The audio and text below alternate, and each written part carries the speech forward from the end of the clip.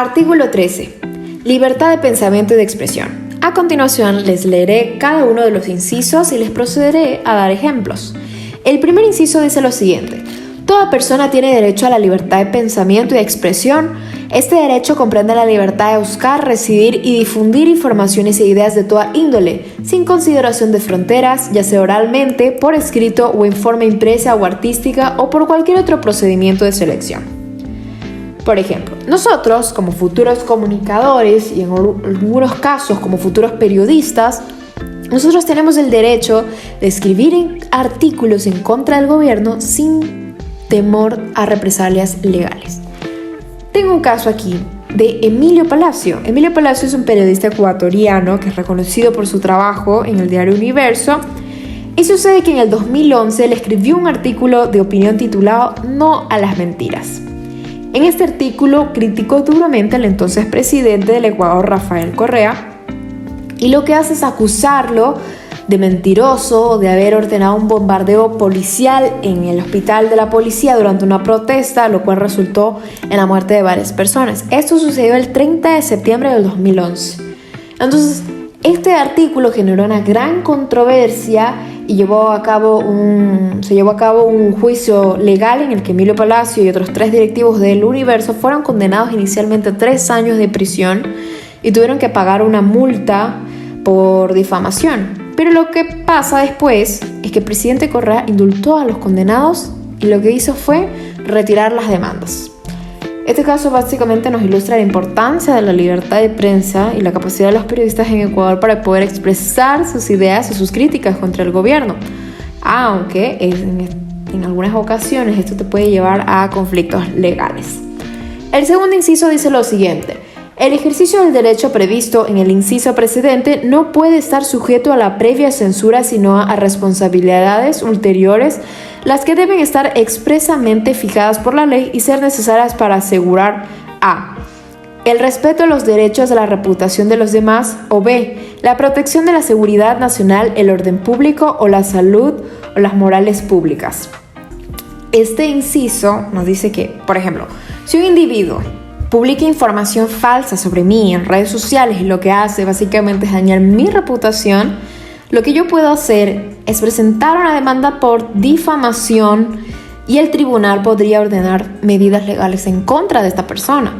Otro ejemplo es que si un discurso o una publicación en línea incitan a la violencia o amenazan a la seguridad pública de un país, las autoridades lo que hacen es tomar medidas legales para prevenir estos futuros actos violentos, ¿no? El tercer inciso dice: no se puede restringir el derecho a la expresión por vías o medios indirectos, tales como el abuso de controles oficiales o particulares de papel para periódicos de frecuencias radioeléctricas o de enseres y aparatos usados en la difusión de información o por cualesquiera otros medios encaminados a impedir la comunicación y la circulación de ideas y opiniones. Por ejemplo, los medios de comunicación independientes tienen la libertad de publicar noticias y opiniones sin temor a la censura gubernamental. Y esto a la vez permite una variedad de voces en el panorama mediático, ¿no? Acá en el caso de Argentina, pues acá se tiene acceso a una amplia gama de información en línea, sin restricciones gubernamentales en muchos casos, lo que fomenta la libre circulación de ideas y las opiniones de la sociedad. Precisamente por esto, por la variedad de voces en el panorama mediático, ¿no? Como muchísimos países. El cuarto inciso dice lo siguiente: los espectáculos públicos pueden ser sometidos por la ley a censura previa con el exclusivo objeto de regular el acceso a ellos para la protección moral de la infancia y la adolescencia sin perjuicio a lo establecido en el inciso 2.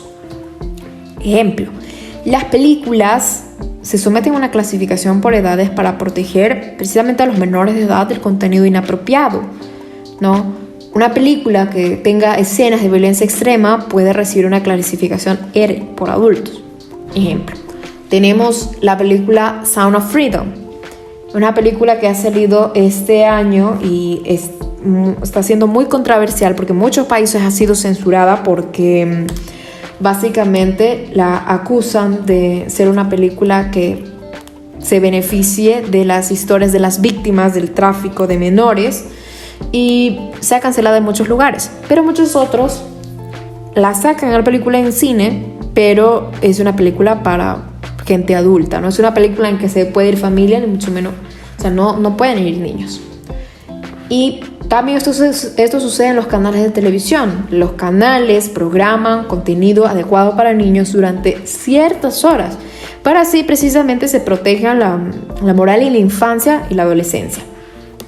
El quinto inciso dice lo siguiente: estará prohibida por la ley toda propaganda en favor de la guerra y toda apología de odio nacional, racial o religioso que constituyan incitaciones a la violencia o cualquier otra acción ilegal similar contra cualquier persona o grupo de personas por ningún motivo, inclusive los de raza, color, religión, idioma u origen nacional.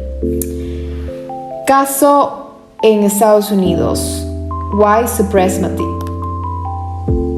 En Estados Unidos, un sitio web operado por un grupo supremacista blanco lo que hacía es promover discursos de odio racial y religioso, así como la incitación y violencia a ciertos grupos étnicos y religiosos. Entonces, las autoridades federales y estatales tomaron medidas legales en contra de los operadores de este sitio web en virtud de las leyes, estas leyes precisamente, que prohíben la incitación del odio y la violencia. Entonces, se llevaron a cabo investigaciones y juicios y se inició una orden judicial que llevó finalmente a la desactivación del sitio web y condenó a los responsables por sus actividades ilegales.